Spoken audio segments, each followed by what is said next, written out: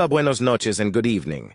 This is your weekly news report, and I'm your host, Pedro, along with Rafa and Chief Meteorologist Ariana. A coalition of states suing Meta platforms over claims Facebook and Instagram were designed in ways that harmed young users' mental health began making its case on Tuesday in California federal court in a trial that could reshape some of the most popular apps on the planet. Lawyers for California, Colorado, Kentucky, and New Jersey, which are leading a bipartisan group of 29 states, will give their opening statements before an 8-person jury in Oakland, California. Jurors are expected to issue an advisory verdict, but U.S. District Judge Yvonne Gonzalez-Rogers will determine Meta's liability.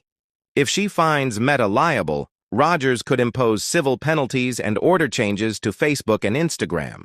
The trial will address claims by the 4 states that Meta designed Facebook and Instagram to addict young children and teenagers, resulting in such harms as anxiety, depression, and even suicide, and misled consumers about the platform's safety. It will also address claims by all 29 states that Meta violated federal law by improperly collecting and using personal data of children while they used its platforms.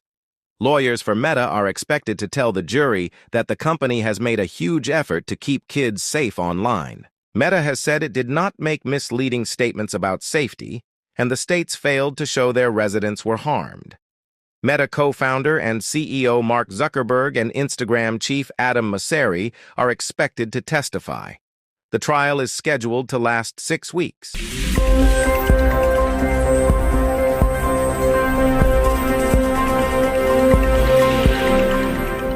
Lake Powell, the second-largest reservoir in the United States, provides water and electricity to millions in the West.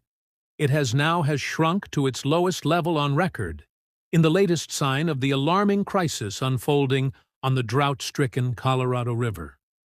The reservoir's levels dropped to 3,519 feet on Saturday, breaking the record low of 3,520 feet set in April 2023. It is now just under 30 feet away from the point at which its dam will no longer be able to generate hydropower. The record comes 9 days after downstream Lake Mead, the United States' biggest reservoir, dropped to its lowest level since it was first filled 9 decades ago. The unprecedented decline of these vast bodies of water, which have been shrinking for more than 20 years, drives home the perilous state of the river that feeds them. The most alarming scenario would see Lake Powell reaching deadpool levels of below 3,170 feet. At this point, water would no longer be able to flow downstream from the dam at all.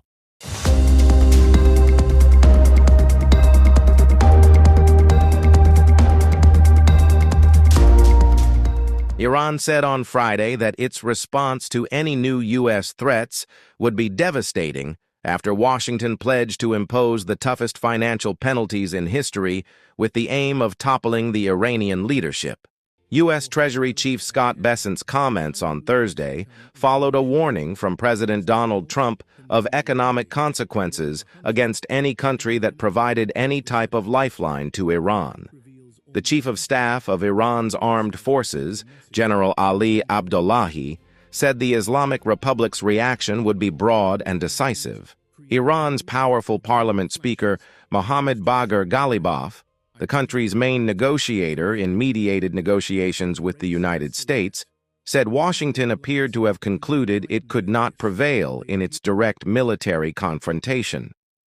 The U.S. and Iran have twice announced ceasefire deals in April and June, aiming to restore the free flow of shipping through Hormuz on a path towards ending the nearly 6-month-old conflict, but both quickly crumbled.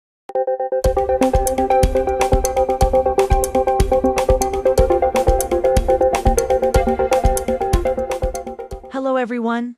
I'm your Chief Meteorologist, Ariana, with a look at your weather forecast for the week ahead. Unsettled summertime weather will continue through the weekend from the Plain States eastward as an amplifying frontal system near the upper Great Lakes merges with a stalled frontal boundary draped across the Mid-South.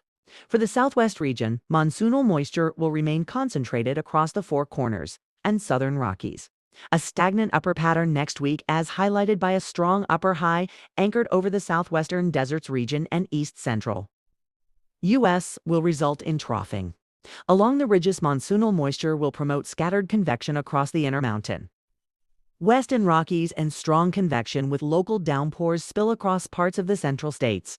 Rain is likely for the Northeast early next week as a lead low pulls away. Will be followed by periodic bouts of rain and thunderstorms for portions of the East Tuesday through Friday.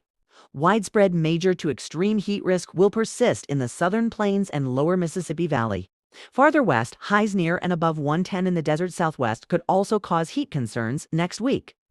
Elsewhere, most areas will see near average temperatures, with the Ohio Valley and vicinity below average.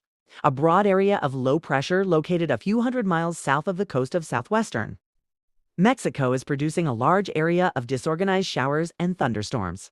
This system is moving west-northwestward and could become a tropical depression over the weekend or early next week before it interacts or possibly merges with the disturbance to its west. Now here's a look at your 7-day forecast for the Phoenix, Arizona area. We'll see an increase in temperatures for the entire week, as daytime highs will be around 110 degrees or slightly above.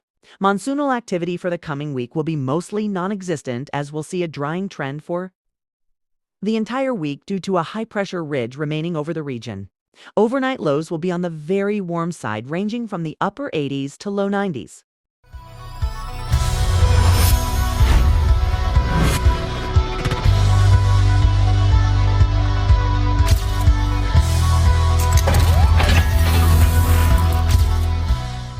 We take you out to the desert where the Arizona Diamondbacks took on the Cincinnati Reds Saturday night at Chase Field.